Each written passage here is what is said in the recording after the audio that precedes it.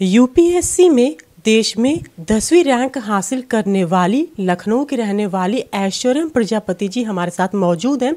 आइए इनसे जानते हैं इनकी सफलता की कहानी। मैम आपका बहुत बहुत स्वागत है। तैयारी तो जैसे 3 स्टेजेस होते हैं एग्ज़ाम के, तो उसी के हिसाब से हर एक स्टेज के लिए अलग अलग स्ट्रैटेजी बना के तैयारी की। जो मेरा मेन फोकस रहा वो हमेशा सब सिलेबस को कंप्लीट करने पे और उसको रिवीजन करने पे रहा, और उसके अलावा जितने भी टेस्ट सीरीज़ वगैरह जितनी प्रैक्टिस हम कर सकते हैं वो मैंने करी जी। हमने सुना है कि आपने ऑनलाइन पढ़ाई की थी, आपने कोई कोचिंग नहीं ज्वाइन की थी? जी हाँ, मैंने कोचिंग तो नहीं ज्वाइन की थी, लेकिन ऑनलाइन जो भी हमारे वेबसाइट्स और ऑनलाइन मीडिया पे जितना भी कंटेंट अवेलेबल होता है उसमें से मैंने अपने काम की चीज़ें बहुत निकालने की कोशिश की और उससे मुझे काफ़ी फ़ायदा मिला। तो बहुत सारी चीज़ें हैं, उनमें से हमें जो काम की चीज़ें लगती हैं हम वो अपने हिसाब से निकाल सकते हैं उसमें से जी। मैम कितने घंटे की पढ़ाई? देखिए, घंटों का तो वैसे उतना फ़र्क नहीं पड़ता, लेकिन फिर भी एक कहा जाता है कि आपको एटलीस्ट 7-8 घंटे तो देने ही हैं ताकि आप एक तरीके से सिलेबस को पूरा कर सकें जी। हम ये भी जानना चाहेंगे आपको कौन सा अटेम्प्ट था? ये मेरा दूसरा अटेम्प्ट था। अच्छा मैम, हम ये भी पूछना चाहेंगे आपसे, पहले अटेम्प्ट में और इस बार के अटेम्प्ट में सवालों में क्या डिफरेंस था? सवालों में तो खैर डिफरेंस बहुत ज़्यादा था, क्योंकि पहले जो अटेम्प्ट था उसमें एक नए तरीके के क्वेश्चन पूछे गए थे जिसमें एलिमिनेशन टेक्निक यूज़ कम कर सकते हैं हम। दूसरे अटेम्प्ट में वो टाइप के क्वेश्चंस बहुत ज़्यादा थे, लेकिन जो मेरी जो गलतियां थी जो पहले अटेम्प्ट में मैंने करी थी जिसकी वजह से पेपर नहीं निकल पाया था मेरा, वो गलतियां मैंने इस अटेम्प्ट में जो है कि सुधारी, जिसकी वजह से ये अटेम्प्ट मेरा निकल गया। मैम थोड़े से सवालों के बारे में बता दीजिए कि किस तरह के सवाल थे, क्या वो हेल्थ से जुड़े थे या पूरे विदेशों से जुड़े हुए या कैसे थे? जी, इंटरव्यू के लिए आप पूछ रहे हैं। उसमें इंटरव्यू में बहुत तरीके के सवाल हमारे डैफ पे बेस्ड होते हैं।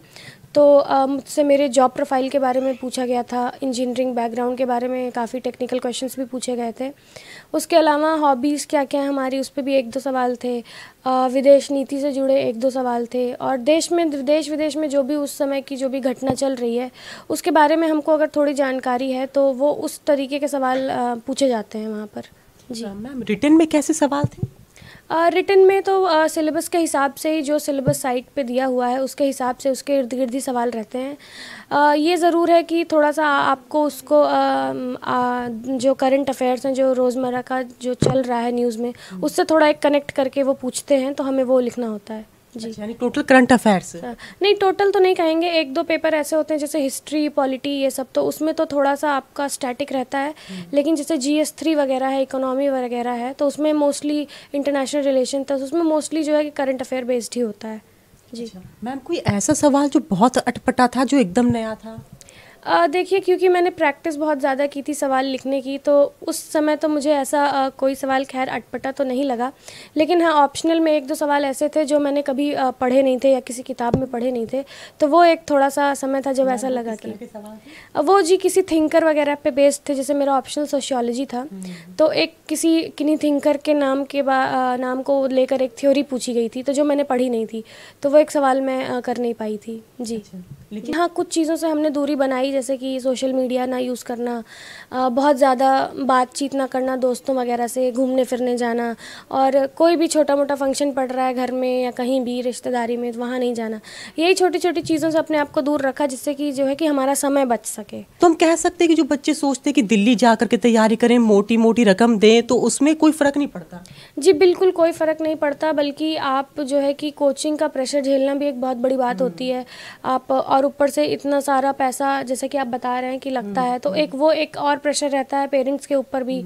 से एक बार और पूछना चाहेंगे कि सवालों को लेकर के थोड़ा सा और बता दीजिए कि चाहे रिटर्न हो चाहे आपका इंटरव्यू, क्या आपके बैकग्राउंड के अलावा किस तरह के सवाल ज़्यादा पूछे गए, मतलब किससे ज़्यादा सवाल थे? देखिए, जो GS के पेपर्स होते हैं चारों, तो वो अलग अलग उनके सिलेबस दिए होते हैं, तो उसी के इर्द गिर्द पूछते हैं। जैसे हिस्ट्री वगैरह में आपसे एंशियंट, मेडिवल, मॉडर्न हिस्ट्री का बहुत सारा सवाल पूछते हैं। ज्योग्राफी में लैंडफॉर्म से रिलेटेड पूछते हैं, या मान लीजिए कोई बहुत बड़ी कोई ऐसे ज्योग्राफिकल घटना घट गई है या, तो उसके बारे में पूछेंगे। इंटरनेशनल रिलेशंस में जो भी चल रहा है, जैसे मान लीजिए यूक्रेन का चल रहा था, या फिर कोई भी ऐसा अपने पड़ोसी देश के साथ कोई संबंध अच्छे हो रहे हैं, ख़राब हो रहे हैं, उसके बारे में पूछते हैं। कोई बहुत बड़ा कुछ भारत के साथ किसी देश का समझौता हुआ है, कोई पैक्ट साइन हुआ है, उसके बारे में पूछा जाता है। और ऐसे एग्रीकल्चर से जुड़ी कोई चीज़ें चल रही हैं, एमएसपी पे बात चल रही है, उनके बारे में पूछा जाता है। मतलब एक तरीके से जो स्टैटिक वाला जो सिलेबस दिया है उसको ही करंट से रिलेट करके ही पूछा जाता है। तो ऐसी और जानकारी जुड़े मेरे साथ, मैं लखनऊ से अंजलि सिंह राजपूत, लोकल 18।